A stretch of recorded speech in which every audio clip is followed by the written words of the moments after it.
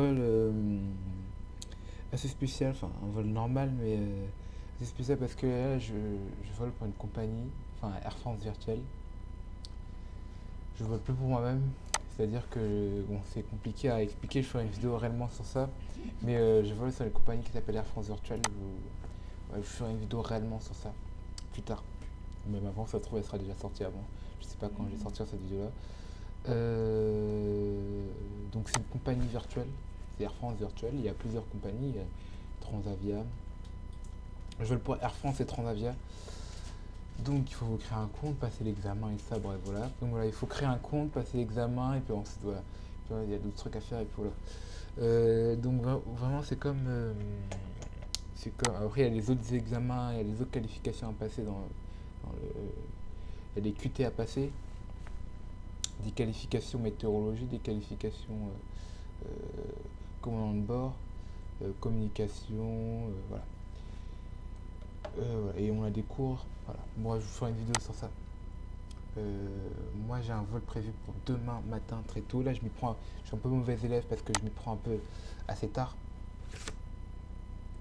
Donc c'est un Paris-Toulouse, Toulouse-Paris. Donc Charles de Gaulle, Toulouse et Toulouse à Charles de Gaulle. Donc on a un départ pour Charles de Gaulle à 7h26. Ça fait tôt quand même. Une arrivée à Toulouse pour 8h18. On repart sur Charles de Gaulle à 9h28, à 9h24. Une arrivée pour 10h36. Donc je pense que pour le vol retour, il y a des chances que je sois en avance. Parce que je ne vais pas perdre de temps. Je pense qu'il me faudra 30 minutes pour préparer tout et puis repartir. Donc on va vérifier la carte d'embarquement. C'est vraiment quelque chose de très réaliste. Donc moi j'ai renoué au mot, j'ai mis Jean Pau. Donc on part de Charles de Gaulle du gate 8, on arrive sur le gate 8 à Toulouse. Et voilà. Pour info, j'ai plein d'informations comme ça, je sais pas ce que c'est. Sur l'information que vous avez sur une carte d'embarquement basique. On va voir le détail du vol.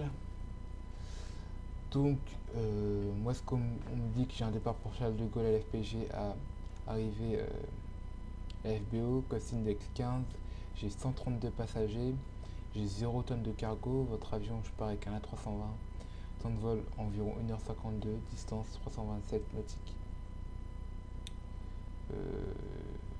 Altitude de croisière maximum ce sera 42, ce sera le niveau 410.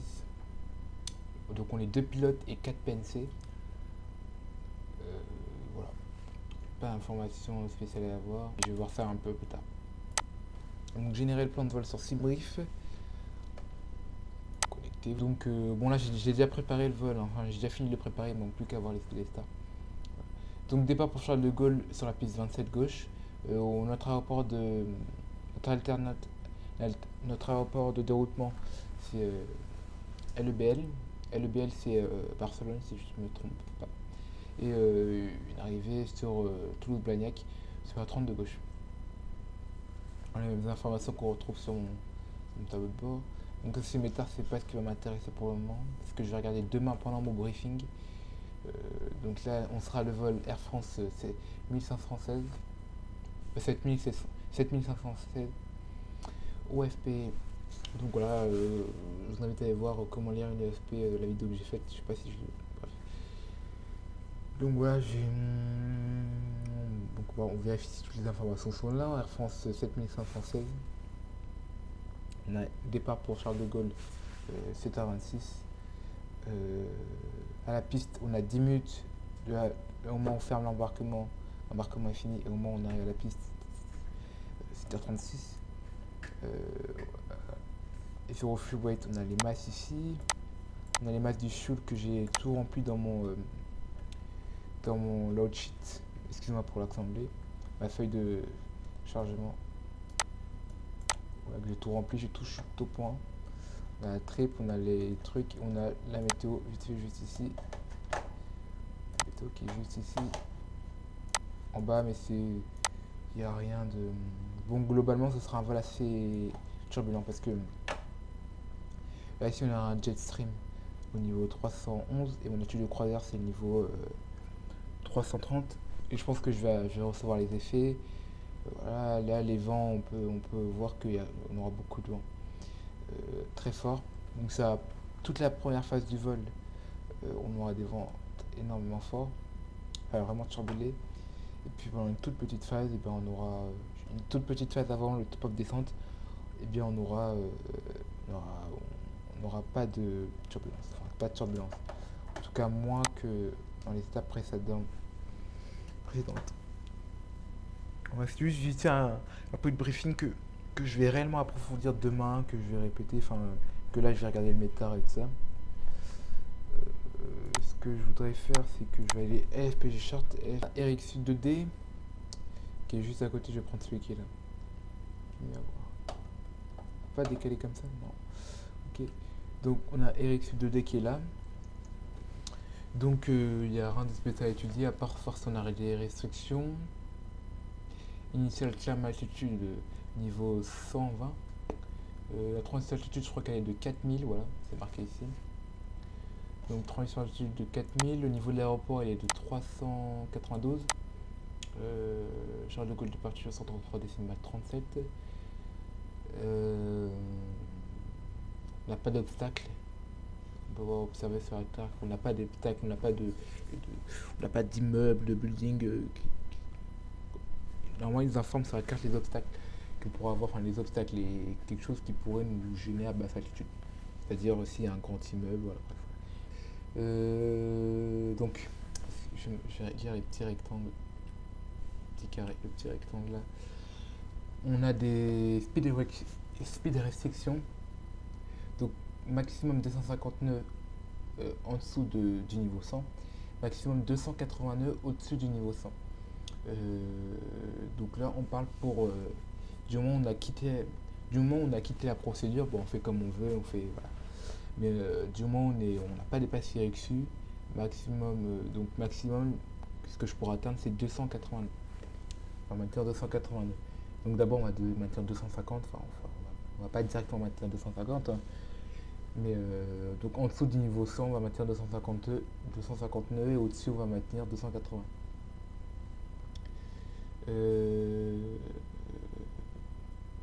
Aircraft, to maintain climb.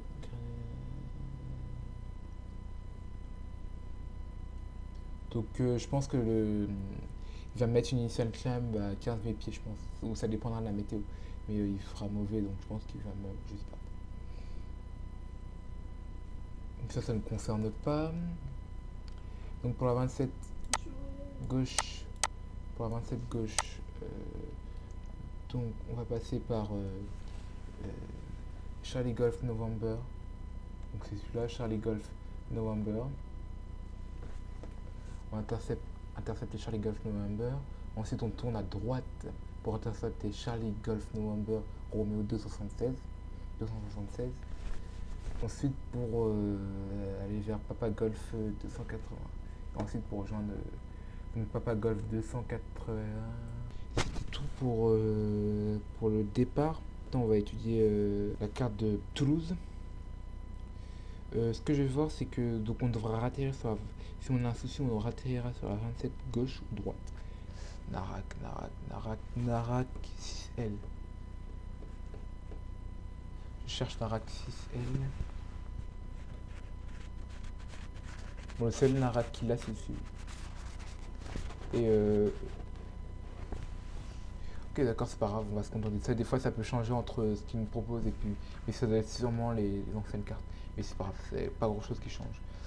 On va se contenter de ça.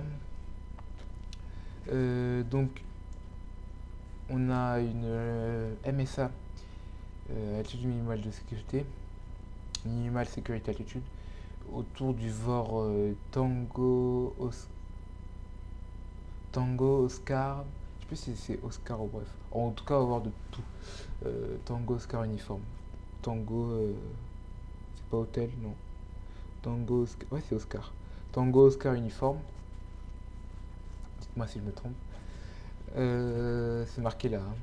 Hein. Donc autour de ce vol, dans ce vol-là, on doit être à 3000 nautiques autour de Tango. Ok, donc à 10 nautiques Donc 10 nautiques autour de ce vol-là, on doit être maximum à 3000 pieds. C'est des restrictions qu'on nous oblige. Altitude 3, ils sont 5000 pieds. Niveau de l'aéroport, il est 499. Atis 123,12. Donc nous on arrive par Narak, tac, tac, tac. À Narak, on a une restriction, on doit être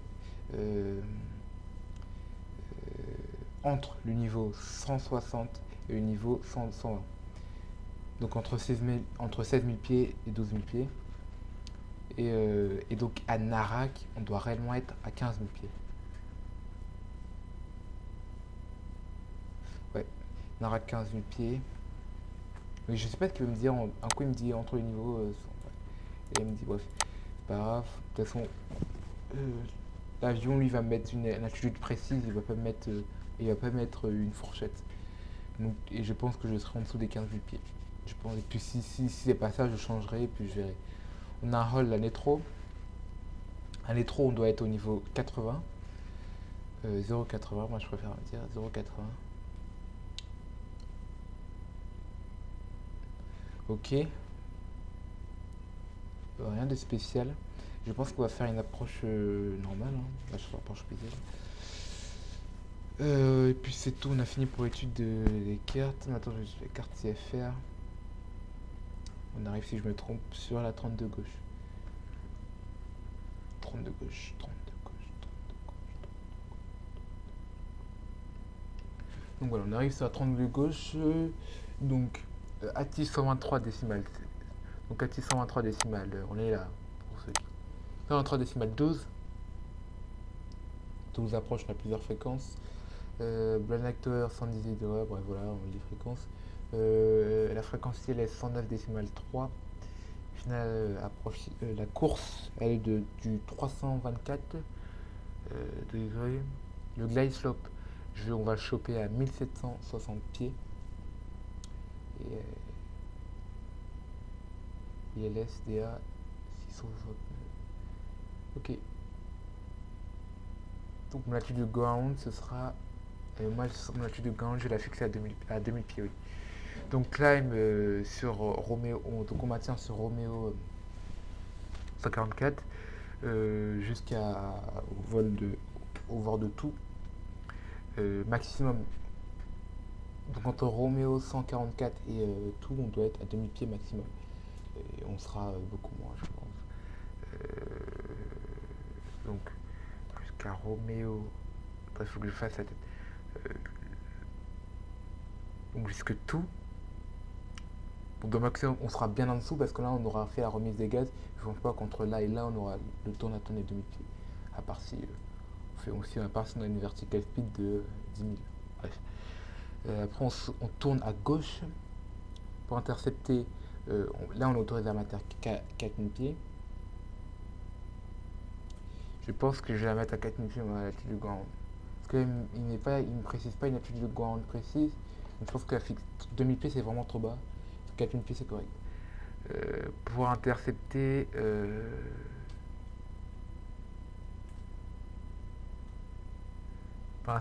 Pour intercepter le DME jusqu'à Sully.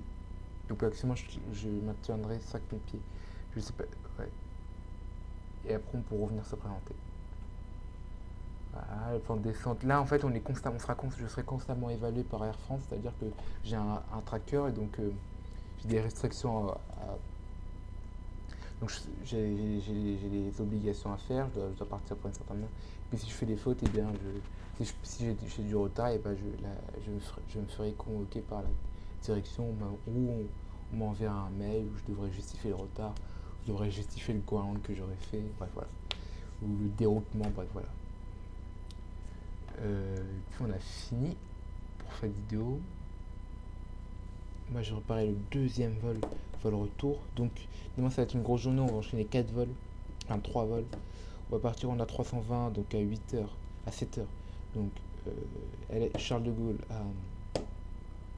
à Toulouse, Charles de Gaulle. 14h on enchaîne sur en 737, un vol moyen courrier. Donc là c'est un vol court courrier Charles de Gaulle et Toulouse. Donc là vol moyen courrier donc de Orly pour Transavia en 737 Orly à Athènes. 4 heures de vol et je ferai le retour demain soir. Voilà. Demain soir, sûrement un départ pour 22 heures pour une arrivée vers 3 heures, 4 heures. Voilà, j'espère que la vidéo vous aura plu. N'hésitez pas à liker, commenter, partager, abonner. Et puis voilà, j'essaie de varier un peu les types de vidéos. Et puis je ferai réellement une vidéo sur Air France Virtual qui c'est vraiment intéressant. Franchement, c'est bien. Ça rajoute vraiment du réalisme. Je commençais à perdre un peu le goût de flight. Enfin, ça commençait un peu la monotonie flight. Mais là, voilà. On a vraiment l'impression d'avoir des tâches. Et puis sinon, on me propose des vols. Là, j'ai des vols. On me propose des vols. Voilà. Donc, je vous conseille directement d'aller vous informer si vous êtes trop pressé. Voilà. Donc, sinon, voilà.